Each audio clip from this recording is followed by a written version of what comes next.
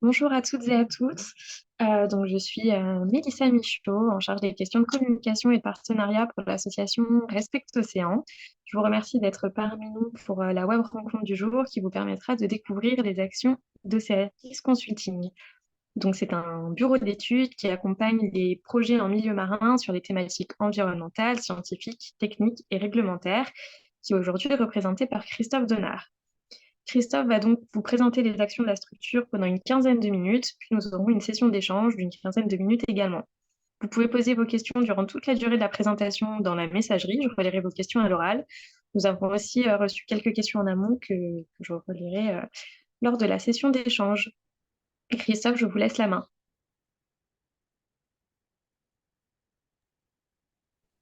Bien, merci Mélissa. Bonjour à tous et merci d'être venus m'écouter un petit peu sur la présentation des activités de Célis Consulting. Alors, je vais partager l'écran. Euh, je suis Christophe Donard, je suis océanographe depuis maintenant un peu plus de 20 ans. J'ai une formation au départ de géologue sédimentologue, donc un cursus scientifique. J'ai travaillé dans différents laboratoires publics, laboratoires de recherche, l'école pratique des hautes études, l'INAR, également chez EDF à la R&D, euh, sur notamment les centrales nucléaires et l'impact des centrales nucléaires sur le fonctionnement des fleuves. Et j'ai travaillé après en différents bureaux d'études sur tout ce qui avait trait à la sédimentation, notamment les dossiers de dragage des ports, mais aussi des dossiers concernant l'érosion des côtes, qui commençaient il y a déjà une dizaine d'années à poser quelques questions. Et après, j'ai travaillé notamment, j'ai fait également l'Institut supérieur d'ingénierie et de gestion de l'environnement, qui est un master dans les écoles, en fait, sur l'appréhension des problématiques environnementales dans leur sens le plus global, allant de l'économie jusqu'à la politique. Et on va dire que c'est à cette période que la question du changement climatique commençait déjà à se poser. Donc là, on était dans les années 99-2000. À la suite de ça, moi, j'ai donc travaillé dans différents bureaux d'études et mon dernier poste a été chez Créocéan, un bureau d'études dans lequel donc, j'ai dirigé l'agence Bretagne-Pays de Loire, basée à Nantes, pendant 14 ans. Et là, j'ai créé récemment donc Océalis Consulting pour travailler sur deux aspects qui, moi, qui me tiennent à cœur, qui sont l'adaptation des littoraux au changement climatique et les énergies marines renouvelables. Sur les EMR, j'ai travaillé beaucoup, là, pendant que j'étais dans mon poste précédent, j'ai travaillé beaucoup donc, sur les parcs éoliens en mer. J'ai accompagné également l'École centrale de Nantes sur la création de SEMREV et la mise en place de FloatGen, la première éolienne flottante en mer. Et également travaillé donc, sur le parc éolien de Saint-Nazaire et sur le raccordement du parc éolien de Saint-Brieuc-Elmarine.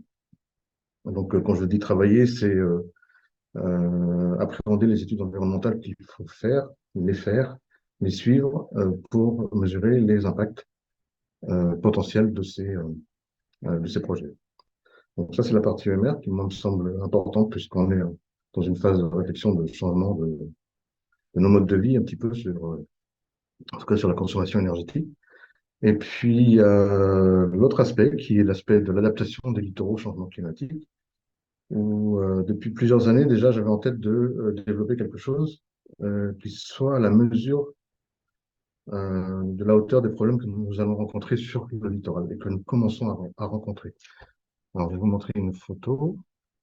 Il y a effectivement des problèmes d'érosion de plus en plus prégnants aujourd'hui sur le littoral et avec des conséquences qui sont quand même assez fortes. C'est-à-dire que Euh, on a affaire à des problèmes qui sont d'abord effectivement d'ordre sédimentaire, mais c'est surtout des problèmes humains que l'on va rencontrer derrière.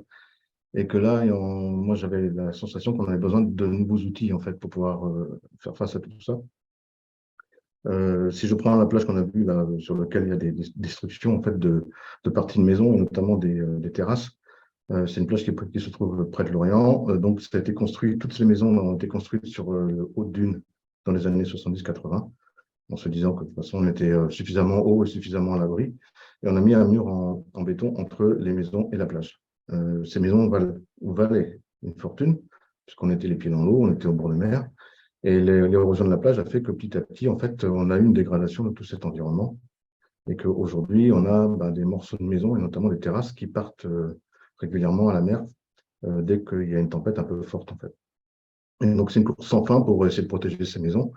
Et pour avoir fait une réunion en mairie sur ce secteur, je me rends compte en fait que là, enfin, on a un gros problème, c'est que les gens qui habitent là ne sont pas, en fait, découvrent un petit peu le problème. Et c'est des gens qui ont, pour la plupart, mis toutes leurs économies dans ces maisons. Et ils sont en train de comprendre que dans quelques années, peut-être qu'elles ne vaudront plus rien, ces maisons, en fait. Et là, on est donc en face à des problèmes qui vont être très difficiles à appréhender pour la collectivité, parce que c'est des problèmes qui sont extrêmement forts. Et surtout, là, je me suis rendu compte aussi qu'on manquait de données et on manquait d'outils pour appréhender un petit peu tout ça. Donc, mon idée en créant Saelis Consulting, c'est d'utiliser des nouveaux outils que je suis depuis longtemps, mais qui n'étaient pas encore arrivés à maturité et qui le sont maintenant, qui sont des nouveaux outils qui nous permettent d'avoir de la donnée fiable sur les évolutions du littoral. Alors, je vais vous montrer. Donc là, j'ai travaillé là récemment sur Noirmoutier.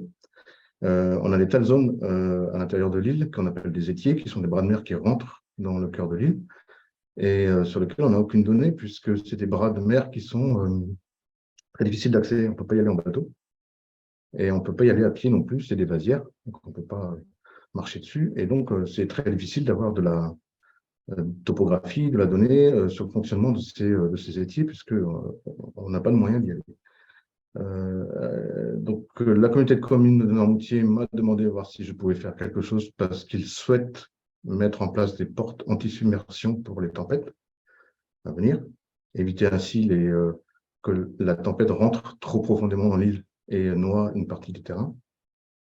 Donc, moi, j'aurais proposé de travailler uniquement avec des drones, qui sont un drone volant, équipé d'un lidar, qui nous permet de scanner tout ce qui est émergé, et un drone flottant, qui est un petit bateau, qui est piloté depuis la berge, et qui nous permet de faire de la bathymétrie sur des zones sur lesquelles les bateaux classiques ne peuvent pas aller. Et on obtient ainsi deux jeux de données, qui sont les jeux de données émergés et le jeu de données immergé, et on fusionne les deux, et on obtient un modèle 3D des étiers, ce qui va servir après à la modélisation hydrodynamique. Et donc, ça, c'est une première, en fait, parce qu'on change un petit peu d'époque, c'est-à-dire que moi, j'ai commencé il y a longtemps, quand j'avais commencé mes études sur le terrain, en fait, on faisait tout à pied, on faisait tout au théodolite, enfin, on avait des appareils qui n'étaient pas du tout ce qu'on a maintenant. Et là, aujourd'hui, on a accès à des nouvelles zones et à de la nouvelle mesure. Alors, je vais vous montrer si j'arrive. Dans Moutier, on est dans un de ces étiers, justement, qui pose question. Et je vais faire là, par exemple, on est sur une vasière à l'entrée de l'étier, et c'est des zones sur lesquelles on ne peut pas aller à pied, en fait. C'est impossible, on s'y enfonce, donc on ne peut pas faire de mesures, et on a besoin de connaître un petit peu son fonctionnement. Et là, ici, on va aller un petit peu à pied, mais en bateau, on ne peut pas y aller. Donc, toute la partie qui est sous l'eau, on ne peut pas accéder avec les moyens classiques, en tout cas, on ne peut pas accéder aux jeux de données, quoi.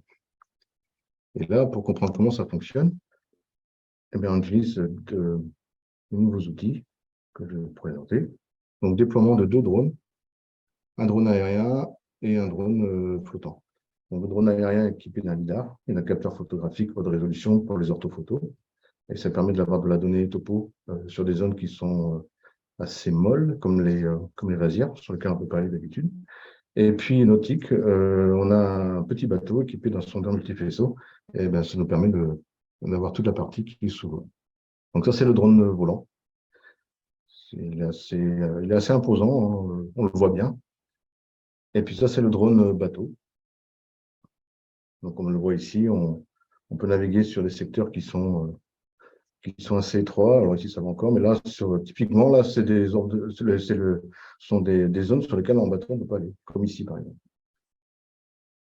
Donc, ça permet d'avoir de la donnée. Et après, on agrège un petit peu tout ça et ça nous donne, en plus de la photo, ça nous donne des modèles 3D géoréférencés avec une précision centimétrique et avec des nuages de points qui sont de l'ordre de plusieurs centaines de millions de points. Et donc là, tout d'un coup, on n'avait quasiment rien sur ces zones-là jusqu'à présent. Et là, on a une foultitude d'informations qui sont intéressantes sur plusieurs points. Je ferai un petit stop. Ces données-là sont intéressantes sur 2 points, c'est-à-dire que c'est la donnée technique qui va servir aux ingénieurs et aux hydrosédimentologues à comprendre le fonctionnement de ces étiers. Et on pourra faire de la modélisation avec ça, modélisation numérique. Et ça sert aussi, ça c'est le premier point, donc technique, et ça sert aussi comme support de communication envers tous les gens qui habitent peut-être autour de ces étiers. Et quand on a un objet visuel comme ça, c'est beaucoup plus facile d'expliquer les choses. La plupart du temps, jusqu'à présent, on avait des rapports qui étaient écrits par des ingénieurs, par des scientifiques, qui n'étaient quasiment pas lus, en fait, on va le dire franchement, par les riverains ou même par les élus. C'était un peu compliqué. Donc là, on a donné des nouveaux outils parce que ce qui est intéressant avec ça, c'est que tous les points sont géoréférencés. On refait un suivi 1 an après, ou 2 ans, ou 6 mois après, ou après une tempête. Et on peut comparer point par point, en fait, le modèle numéro 1 avec le modèle numéro 2 et voir exactement ce qui a bougé et de combien. S'il y a des vasières qui sont déplacées, s'il y a une plage qui a baissé, s'il y a des bancs de sable qui se sont déplacés, on le voit. Et surtout, on est capable de le mesurer. Ça, ce sont les nouveaux outils. Je pourrais aussi présenter sur l'avant-port de Noirmoutier. Là, c'est plus dans une vision d'aménagement. Voilà. Donc ça, c'est l'avant-port de Noirmoutier. C'est là où la communauté de communes mettra les portes anti-submersion, parce que le projet, c'est ça, hein, c'est de mettre des portes anti-submersion qu'on va lever à la projet tempête pour éviter que les flots rentrent trop profondément dans l'île. Et donc, ici, on passe de la 2D, ce qu'on a sur lequel on a l'habitude de travailler, à la 3D. Et là, c'est pareil, on a une précision centimétrique sur tous les points. On a un modèle qui, en fait, est à la fois réaliste et à la fois techniquement valable. En fait. On peut faire de la cartographie, on peut faire des calculs de surface, de distance.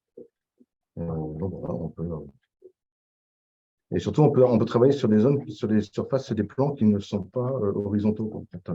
On a accès à toute la donnée qui est justement en 3e dimension. Et ça nous fait gagner beaucoup de temps. Et puis surtout, on peut en discuter facilement. En fait, on peut faire des mesures entre les 2 bateaux. Enfin, on peut la largeur du chenal, etc. On peut faire ça au bureau. En fait, l'idée étant de pouvoir amener la mer ou le terrain au bureau et de pouvoir ainsi faire des mesures que l'on souhaite beaucoup plus facilement. Et sur un autre outil que je développe également, c'est un peu la réalité virtuelle. Alors, c'est encore un peu balbutiant, donc je travaille avec des casques qui sont comme ceci. Et ça permet d'avoir, notamment sur la captation 360 degrés, ça permet d'avoir une vision du terrain, cette fois-ci simplement du visuel, mais ça permet d'avoir une vision du terrain qui soit beaucoup plus claire. Enfin, ici, voilà. Donc là, c'est une plage, toujours en Noirmoutier. Et là, je suis sur la plage, et c'est un peu comme la même manière que Google Street View. Je peux regarder tout autour de moi, en fait. Je peux regarder autour de moi et je peux rajouter des commentaires. Et ça peut se regarder sur un écran 2D comme on est en train de le faire là.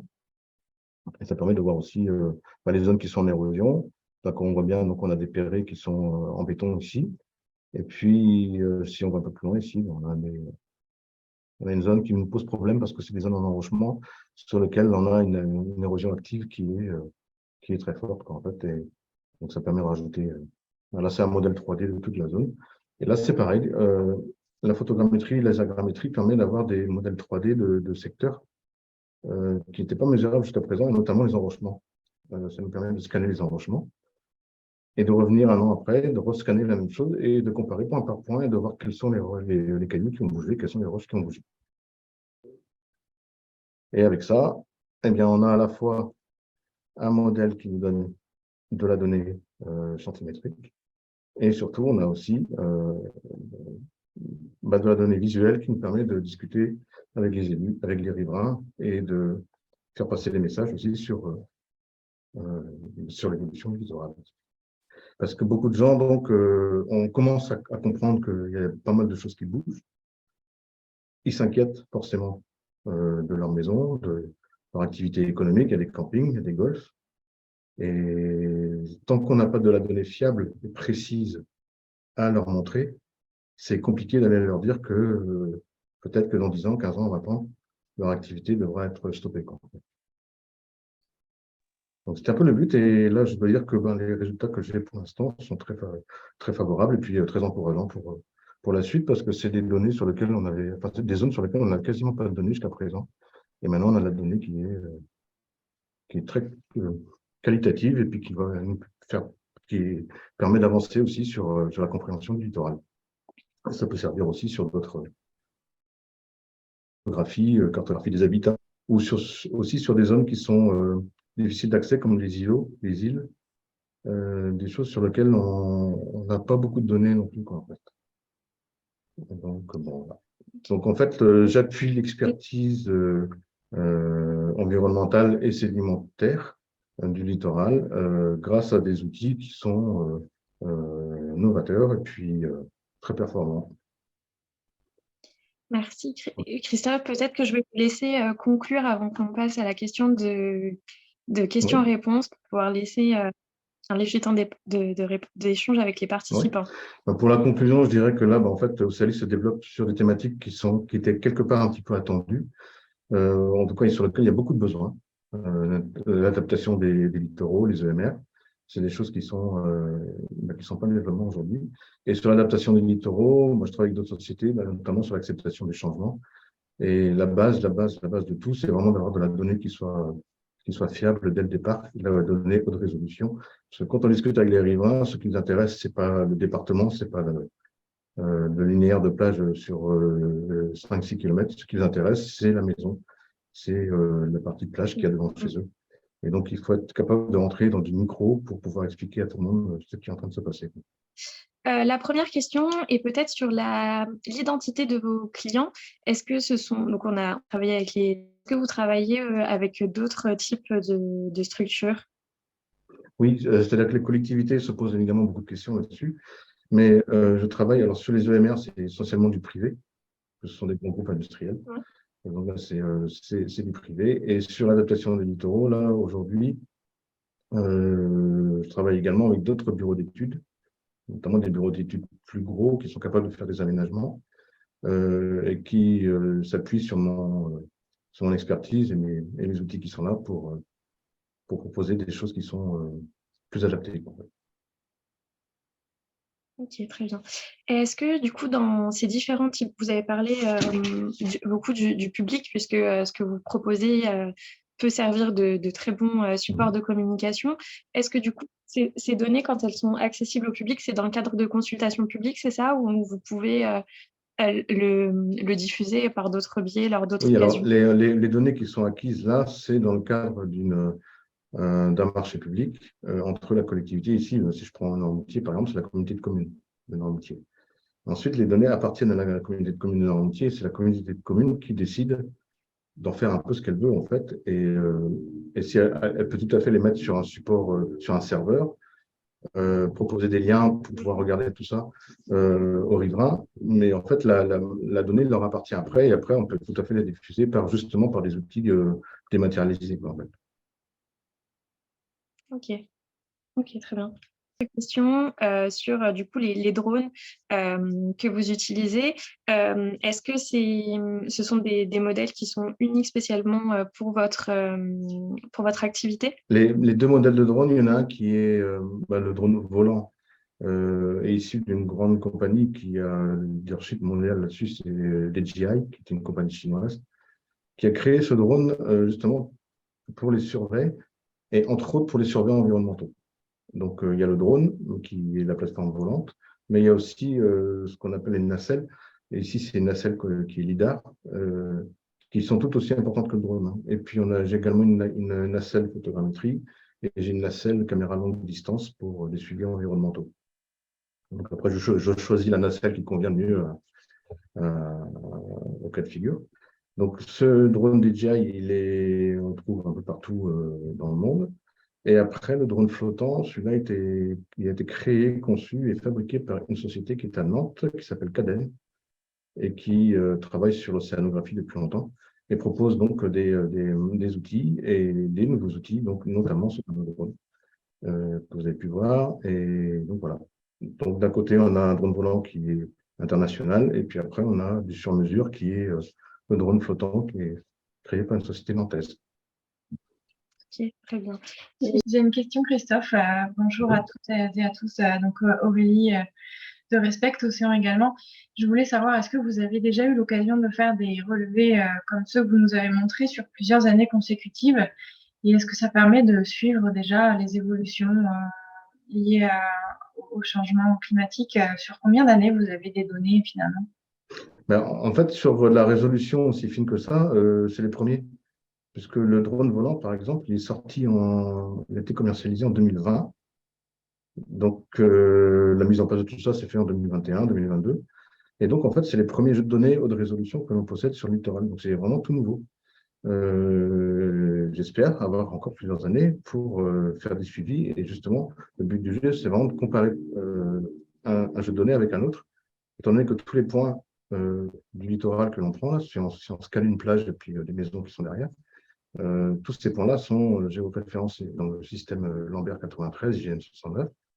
Donc, d'une année à l'autre, on peut les comparer point par point et voir comment ça bouge. Et c'est justement le but du jeu, là, en fait, c'est en utilisant ces outils, c'est d'avoir justement une évolution très fine et d'être capable d'anticiper au regard de ces évolutions, en fait.